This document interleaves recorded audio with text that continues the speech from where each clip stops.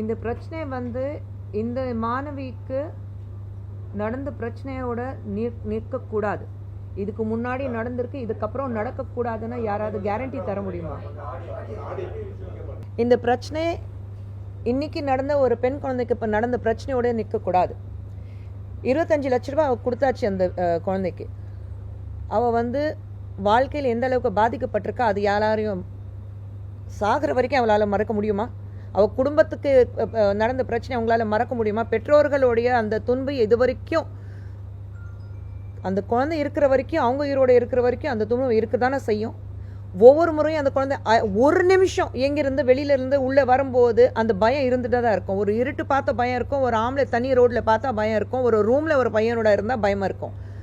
அந்த அளவுக்கு துன்பப்படுத்ததுக்கு அப்புறம் நீங்கள் 25 லட்சம் நாங்கள் கொடுத்துட்டோம், அதனால தான் கல்வி வந்து ஃப்ரீயாக கொடுத்துட்டோம், அதனால தான் எல்லாமே சரியாயிடுங்கிறது கிடையாது. இது எங்கே முற்றுப்புள்ளி வைக்கணும்? அரெஸ்ட் பண்ணோன்னே ஏன் விட்டீங்க? அவன் ஹிஸ்ட்ரி ஷீட்டர் தானே, ஏற்கனவே அவன் மேலே பல கேசஸ் இருக்குல்ல.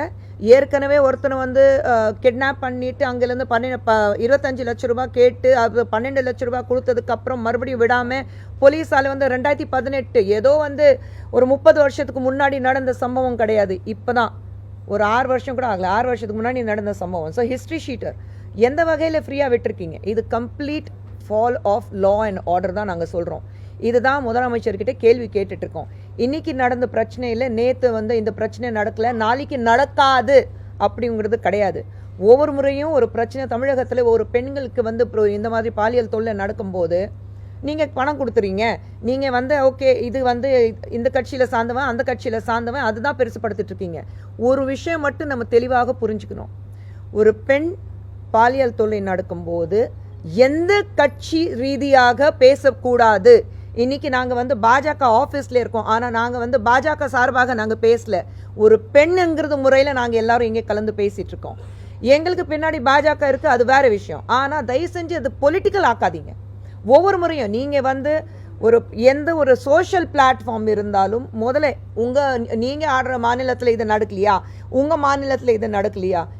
பெண்கள் வந்து உங்களுக்கு ஒரு பொலிட்டிக்கல் ஃபுட்பால் கிடையாது. இங்கே அங்கே தூக்கி வீசி அவளை பற்றி பேசுறதுக்கு முதல்ல இந்த பெண் குழந்தைக்கு நான் வந்து நிச்சயமாக பாராட்டுவேன். நான் தைரியமாக வெளியே வந்து பேசினேன். நிறைய பெண்கள் பயத்தில் பேச மாட்டேங்கிறாங்க. அவளை வந்து பலாத்காரம் செஞ்சதுக்கப்புறம் பாலியல் தொல்லை நடந்ததுக்கப்புறம் அவள் வந்து ஃபோன் நம்பர் வாங்கிட்டு நான் எப்போ வர சொல்வேன் அப்போ நீ வரணும் அதெல்லாம் மிரட்டியும் அந்த பெண் குழந்தைக்கு ஒரு தைரியம் இருந்தது. என்ன மாதிரி இன்னொன்று பெண் பாதிக்கப்படக்கூடாது, இந்த மாதிரி இந்த ஆளை பற்றி நான் பேசலைன்னா நாளைக்கு இன்னும் எத்தனை பெண்களோட வாழ்க்கை சீரடிக்க போகும்னா சொல்லிட்டு அவள் வந்து வெளியில் பேசியிருக்கா. முதல்ல அந்த பெண் குழந்தை பாராட்டணும். அந்த குழந்தை பற்றி வெளியில் அவளுடைய எல்லா தகவல்கள் வெளியில் கொடுத்தாங்க பாருங்க, அவங்கள முதல்ல தண்டிக்கணும். யார் கொடுத்தது? யார் கொடுக்க சொல்ல? அது சட்ட ரீதியாக தவறு தானே. யார் வெளியில் கொடுத்தது? நம்ம நிர்பயா சொல்லும் போது கூட எவ்வளோ நாள் கழிச்சு தான் அவளோட பேர், ஆனால் இன்னி வரைக்கும் நாங்கள் அந்த பெண் குழந்தையோட பேர் சொல்றதுல நிர்பயா மட்டும் தான் கூப்பிட்றோம். அப்படி இருக்கும்போது யார் இந்த குழந்தை பற்றி வந்து பேரெல்லாம் டீட்டெயில்ஸ் எல்லாம் பர்சனல் டீட்டெயில்ஸ் வெளியே கொடுத்தாங்க? ஏன் அதை பற்றி யாரும் பேச மாட்டேங்கிறீங்க? பேர் கொடுத்தாச்சு, அது யாரும் பேசினாங்க. இது பாஜக, அதிமுக, திமுக, வேற ஏதோ கட்சி எல்லாமே கலந்து நீங்க சண்டை போட்டுட்டு இருக்கீங்க. நான் தயவு செஞ்சு இது பொலிட்டிக்கல் பிரச்சனை ஆக்காதீங்க. பெண்களுக்கு எந்த மாநிலம் இருந்தாலும் பெண்களுக்கு ஒரு பிரச்சனை நடக்கும்போது அது ஃபுட்பால் மாதிரி, கால்பந்து மாதிரி இங்கே தூக்கி வீசி அங்கே தூக்கி வீசி அவளை வந்து இன்னும் கேவலப்படுத்த வேண்டாதான் நான் என்னுடைய வேண்டுகோள்.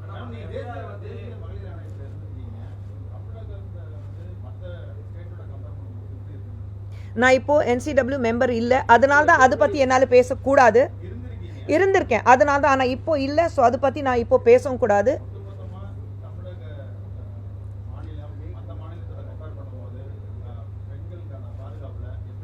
கண்டிப்பாக ரொம்ப மோசமாக இருக்குது. ஏன்னா கம்ப்ளைண்ட்ஸ் எனக்கு தான் வரும். கம்ப்ளைண்ட்ஸ் எனக்கு தான் வரும்போது ரொம்ப கேவலமாக இருந்தது. ஏன்னா நம்ம மாநிலத்திலேருந்து இவ்வளோ பிரச்சனைகள் உண்டா அப்படி பார்க்கும்போது இல்லை டேட்டா இருக்கும். இப்போ நான் NCW சார்பாக என்னால் பேச முடியாது. டேட்டா உங்களுக்கு தெரியும்னா நீங்களே டேட்டா நீங்கள் போட்டுக்கோங்க. ஆனால் NCWல இருந்திருக்கேன், அதுக்காக நான் வந்து ஒரு மகளிர் ஆணையில் இருந்திருக்கேன், அதுக்காக நான் இப்போ பேசக்கூடாது, அது தவறாக இருக்கும். I don't have any rights to speak on behalf of NCW.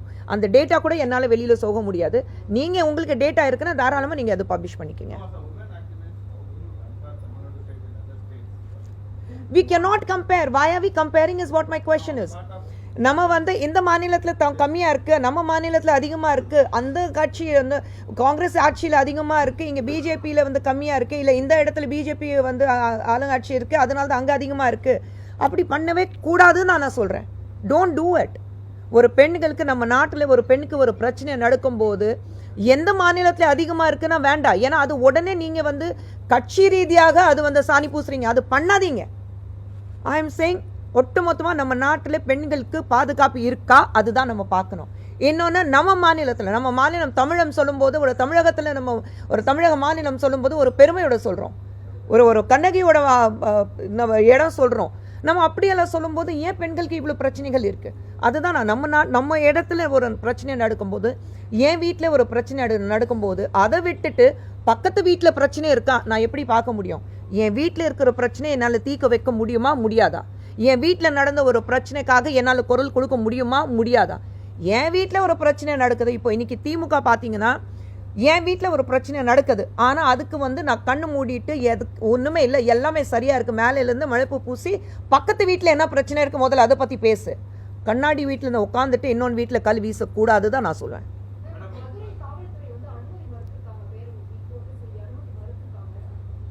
அதை நீங்கள் கேளுங்க, ஏன் அனுமதி மறுத்துறாங்க? இப்போ எல்லாத்துக்கும் நீங்கள் உங்கள் ஆளுங்கட்சியில் இருக்கிறபோது நீங்கள் வந்து உங்களுக்கு கூட்டணியில் இருக்கிறவங்களுக்கு நீங்கள் வந்து எல்லா பர்மிஷன் கொடுக்குறீங்கல்ல.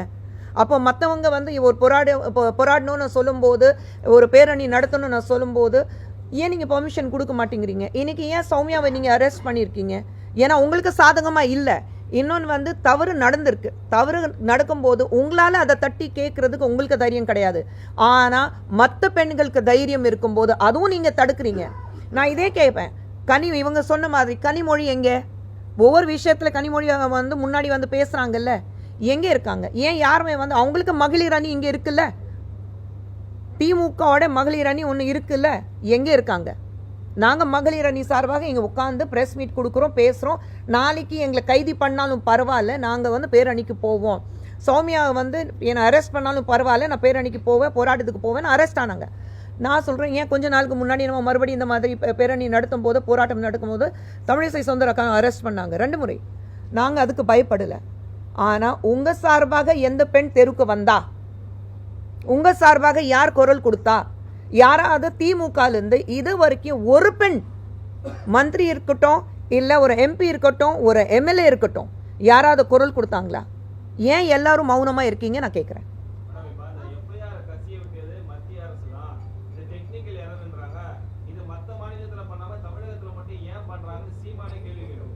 ஏங்க, சீமான் அவர்கள் பற்றி நான் பேச விரும்பலைங்க. சீமான் அவர்கள் வந்து நம்ம மாநில முதலமைச்சர் பார்த்து கேள்வி கேட்டாக்க அது நியாயமாக இருக்கும், சரிங்களா? ஒரு குற்றம் சாட்டணுங்கிறதுக்காக நீங்கள் என்ன வேணாலும் சொல்லலாம். ஸோ சீமான் அவர்களுக்கு நான் பதில் கொடுக்க விரும்பல.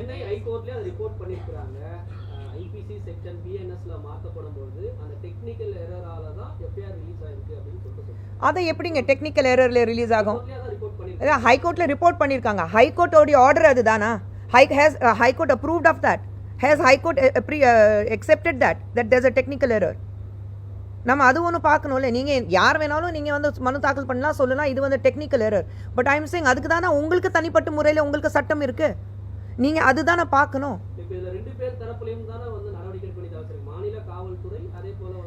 யார் நீங்கள் நடவடிக்கை எடுங்க, அதனால தான் நாங்கள் வந்து நீங்கள் வந்து நடவடிக்கை எடுக்காதீங்கன்னு நாங்கள் யாருமே சொல்லலை.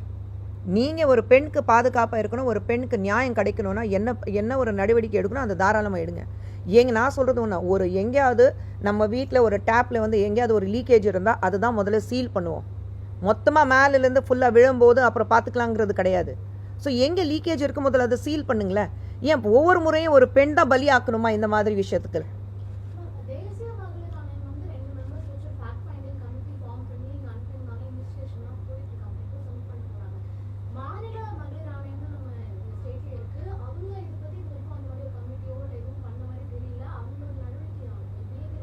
ஒன்றுமே பண்ணலையே. ஸ்டேட் உமன் கமிஷன் இருக்குது, எங்கே இருக்காங்க? அவங்க போனாங்களா? கவர்னர் பார்த்தாங்களா? ஒரு ஸ்டேட்மெண்ட் கொடுத்தாங்களா? நாங்கள் இதுக்கு அகேன்ஸ்ட் ஆக்ஷன் எடுக்க போகிறோன்னு சொன்னாங்களா? ஒன்றுமே பண்ணலை. எங்கே இருக்காங்க ஸ்டேட் உமன் கமிஷன்? எங்கே இருக்காங்க? ஏன் அங்கே NCWலேருந்து மம்தா குமாரி வந்தாங்க, பாம்பேலேருந்து பிரவீன் தீக்ஷித் வந்தார். அவங்க 2 பேரும் போகும்போது ஏன் ஸ்டேட் கமிஷன்லேருந்து யாருமே போகல? கூட பதில் கொடுத்தாங்களா? எங்கேயாவது பேசினாங்களா?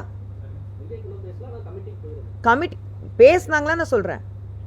எங்கேயுமே பேசல. அப்போ ஸ்டேட் கமிஷன் ஒரு ரிப்போர்ட் கொடுக்கணும்னா NCW தைரியமா வந்து நாங்கள் சூமோட்டோ எடுக்கிறோம், இம்மீடியட்டாக ஒரு டீம் கொடுக்குறோன்னா ஏன் ஸ்டேட் கமிஷன்லேருந்து யாருமே போகலை? ஏன்னா you control by the state, you control by the government. அவங்க சொல்கிறதா நம்ம இந்த சட்டம் என்னன்னா, இவங்க என்ன சொல்கிறாங்க, ஆளுங்கட்சி என்ன சொல்லுது, அதுதான் நாங்கள் பண்ணுவோம்னா சொல்லிட்டு உட்காந்துட்டு இருக்காங்க.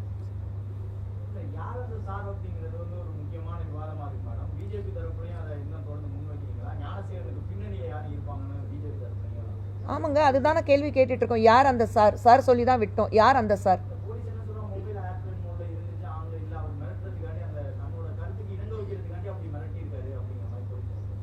எங்கள் போலீஸ் அப்படி பதில் சொல்லலாமா? நான் கேட்குற கேள்வி ஒன்று தான். அவங்க வீட்டில் இப்படி ஒரு பிரச்சனை வந்தால் அவங்க இந்த பதில் கொடுப்பாங்களா? அப்போ மட்டும் நடவடிக்கை வேறு மாதிரி இருக்கும்ல. இல்லைங்க, மனிதர்கள் சொல்லும்போதும் நமக்கு வந்து ஆனால் உணர்வுபூர்வமாக இருக்கிறதுனால தான் நம்ம இங்கே உட்காந்துட்டு பேசிகிட்டு இருக்கோங்க. எல்லாரும் நாங்கள் வந்து மிஷின் கிடையாதுல்ல. ஸோ அப்படி இருக்கும்போது சிம்பிளான விஷயம், நீங்கள் என்ன சட்டம் இருந்தாலும் சட்டத்துக்கு நேராக எதிராக தான் நடந்திருக்கு இந்த விஷயம். உங்களுக்கு எல்லாருக்கும் தெரியும், நம்ம எல்லாருக்கும் தெரிஞ்ச விஷயம், சரிங்களா? ஆனால் கேட்குற கேள்வி, அவங்க வந்து சட்டத்துக்கு பேப்பரில் எப்படி இருந்தது, வாட்ஸ்அப்பில் எப்படி இருந்தது, குரூப்பில் எப்படி இருந்தது, அதுக்காக தான் இது பண்ணோம். உங்கள் வீட்டில் நடந்தால் இது பதில் வருமானா? என்னோட கேள்வி அதுதான். வராது இல்லை. அப்போ அந்த குழந்தை உங்கள் வீட்டு குழந்தைன பார்த்துக்கங்கன்னு நான் சொல்கிறேன். தேசிய மகளிர் ஆணைய பொறுப்புல இருந்து நீங்கள் விலகியதுக்கு பிறகு ரொம்ப பெருசாக நிகழ்ச்சிகளை பார்க்க முடியல, கட்சி நிகழ்ச்சிக்கு உங்களை அழைக்கல அப்படின்றலாம் பேசி இன்னைக்கு எங்கே இருக்கேன்? இன்னைக்கு இங்கே இருக்கேன். நான் எங்கேயுமே வந்து ஃபர்ஸ்ட் ஆஃப் ஆல் அன்றைக்கி நடந்த விஷயம் வந்து ரொம்ப தவறானது. ஆர்டிகல் 21 கான்ஸ்டிடியூஷன் படி என் அனுமதி இல்லாமல் என் வாய்ஸ் ரெக்கார்டு பண்ணுறது மிகப்பெரிய குற்றமாகும், சரிங்களா? அதுதான் அன்றைக்கி நடந்தது. அதெல்லாம் விட்டாச்சு, அதெல்லாம் தாண்டி போயாச்சு. தவறு நடந்தது, அவங்களும் வந்து மன்னிப்பு கேட்டுட்டாங்க, அது விட்டாச்சு. இதுக்கப்புறம் என்ன புது வருஷத்தில் புதுசாக என்ன பண்ணணும், இன்னும் நல்ல வகையில் இன்னும் என்னென்ன விஷயங்கள் நம்ம பண்ண முடியும் அதுதான் பார்த்துட்டு போகணும்னா தவிர கடந்த விஷயம் அப்படி கடந்து போகட்டும். No point.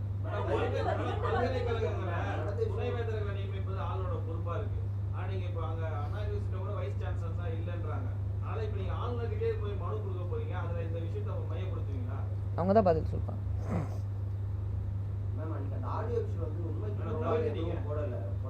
என்னங்க?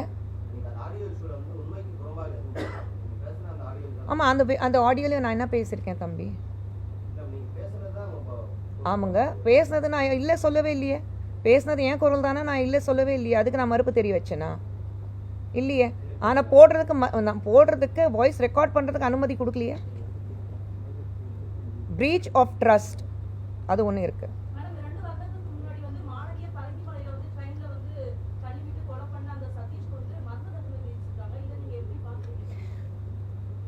நம்ம சமுதாயத்தில் நம்ம நாட்டில் ஒரு மிக இந்த மாதிரி ஒரு சிவிய தண்டனை கொடுக்காத பட்சத்தில் இந்த மாதிரி தவறுகள் நடந்துட்டு தான் இருக்கும்.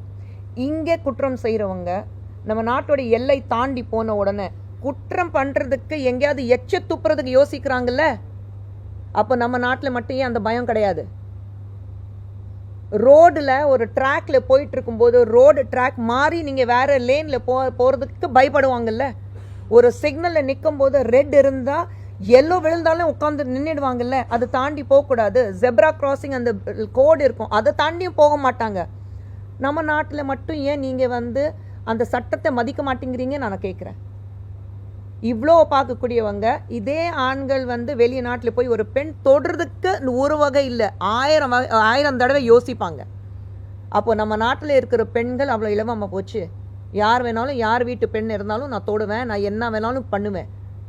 அந்த சட்டத்தோடைய பயம் ஏன் கிடையாது? இந்த மாதிரி ஒரு மரண தண்டனை, இந்த மாதிரி ஒரு கடுமையான தண்டனை கொடுத்தாதான் அந்த பயம் வரும். நம்ம நாட்டில் பயம் வர வரைக்கும், அந்த சட்டத்தோட பயம் வர வரைக்கும் எதுவுமே நடக்காது. ஏனுங்க? ஏன் இது வரைக்கும் என்ன பிரச்சனை நடந்தது? குஷ்பு சுந்தருக்கு என்ன பிரச்சனை இருக்கு? நல்லா தான் இருக்கேன்.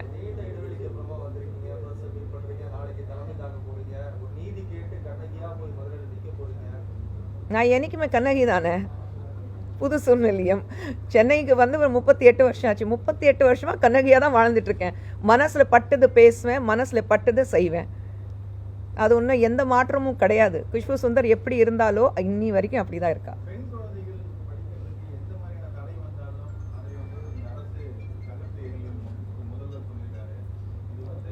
பெண்களுக்கு பெண் குழந்தைகள் படிப்பதற்கு எந்த தடை வந்தாலும் அதை நகர்த்த எரியும் இந்த அரசு அப்படின்னு சொல்லிட்டு முதலமைச்சர் 44,000 கோடி எடுகேஷன் பாலிசி காசு கொடுத்துருக்காங்க. எங்கே இருக்குன்னா முதல்ல அதுக்கு பதில் கொடுக்க சொல்லுங்க.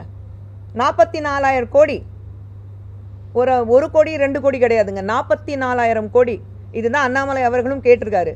எங்கே இருக்குங்க அந்த எடுகேஷன் பாலிசியில் தானே அந்த காசு கொடுக்கணும் எஜுகேஷனுக்கு.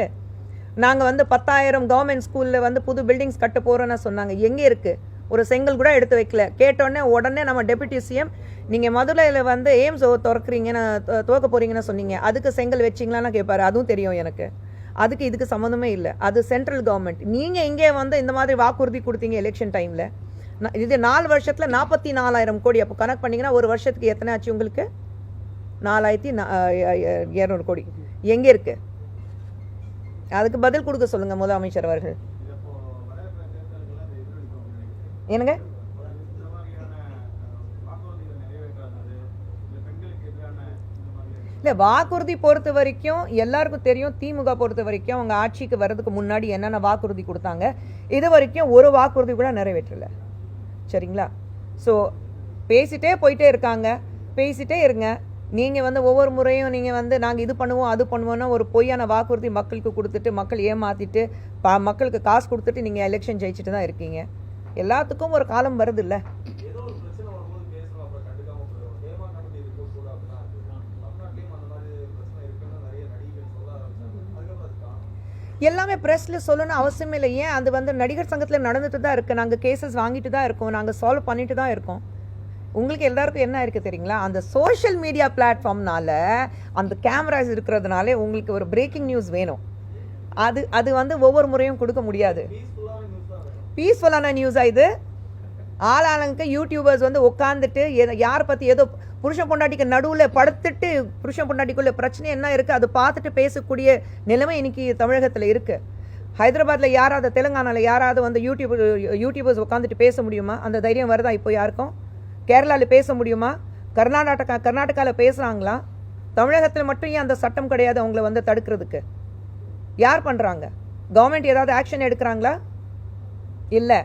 நாங்கள் பேசி தான் யூடியூபர்ஸ் மன்னிப்பு கேட்க வைக்கிறோம். அந்த யூடியூபர்ஸ் கிட்டே வந்து அந்த வீடியோ ஏன் இவ்வளோ அசிங்கமாக பேசுகிறீங்கன்னு மன்னிப்பு கேட்க வைக்கிறோம். ஏன் கவர்மெண்ட்டால் எதுவும் பண்ண முடியல? அங்கேயும் பெண்கள் பற்றி தானே நீங்கள் எழுவா பேசுகிறீங்க. அப்போ பதில் வராது பார்த்தீங்களா உங்ககிட்ட?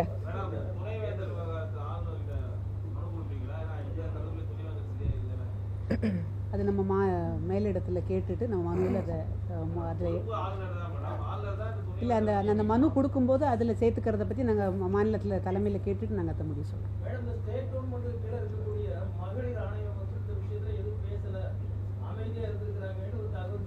அதுதான் சொன்னேன். இப்போ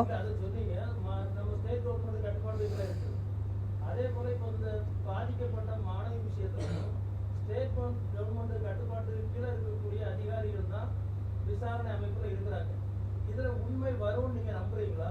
ஏற்கனவே இதே போல போடப்பட்ட பல வழக்குகள் அண்ணா நகர் சம்பவம் உட்பட எல்லாமே கிடப்புலதான் போச்சு. அதுல எந்த முடிவுகளும் வந்தது இல்லை. இதுலயும் வரும் நீங்க நம்புறீங்களா? நிச்சயமா நம்பிக்கை கிடையாது. அதுக்காக தான் நான் போராடிட்டு இருக்கோம். அதுக்காக தான் நாங்கள் குரல் கொடுத்துட்டு இருக்கோம். இது வரைக்கும் தமிழகத்தில் பெண்களுக்கு எதிராக நடந்த பிரச்சனைகள்ங்க திமுக ஆட்சியில் இருக்கும்போது பெண்களுக்கு இந்த 4 வருஷத்துல எத்தனை பிரச்சனைகள் வந்திருக்கு? ஏதாவது தீர்ப்பு நமக்கு கிடைச்சிருக்கா? இன்னைக்கு பேசுவோம், நாளைக்கு வந்து அது அப்படியே மறந்துடுவோம். ஏன்னா அதுக்கப்புறம் வேற விஷயமா இவங்க திசை திருப்புறதுக்காக வேற விஷயமா பேச ஆரம்பிச்சிருவாங்க. அவ்வளவுதான் நடக்குது. இதில் ஒரு விஷயம், உண்மையை பேசின காவல்துறை அதிகாரியை சஸ்பெண்ட் பண்ணுறது தான் இந்த ஆட்சி. அதையும் சேர்த்துக்கோ. ஆமா, உண்மையை பேசினார்ல, இது சட்ட ஒழுங்கு சரியில்லைன்னு பேசின காவல்துறை அதிகாரியை நீங்கள் என்ன பண்ணீங்க? சஸ்பெண்ட் பண்ணியிருக்கீங்க. அப்போ எப்படி பேசுவாங்க தைரியமாக? எங்கே நியாயம் கிடைக்கும்? காவல்துறை அதிகாரிக்கே பாதுகாப்பு இல்லை, அவருடைய வேலைக்கே வந்து உத்தரவாதம் இல்லை. அப்புறம் எப்படி நீங்கள் நியாயத்தை எதிர்பார்க்குறீங்க தமிழ்நாட்டில்? ஏன் இவ்வளோ வந்து நானே போனேன். கள்ளக்குறிச்சி பக்கத்தில் வந்து ஒரு எத்தனை பேர் வந்து அந்த கள்ளச்சாராயம் குடிச்சிட்டு இறந்தாங்க. அதுக்கப்புறம் என்னாச்சு? ஏதாவது வந்துதா? தகவல் வந்துதா? அங்கே யார் கள்ளச்சாராயம் காய்ச்சினாங்க அவங்க வந்து திமுகவுக்கு சார்ந்தவங்க தான். அவங்க ஏதாவது அவங்க தகவல் கிடைச்சதா? என்ன ஆனாங்க? அதை பற்றி யாராவது பேசுகிறோமா? அவங்களுக்கு அந்த கிராமத்தில் இருக்கிறவங்களுக்கு நியாயம் கிடைச்சதா? இல்லை இல்லை.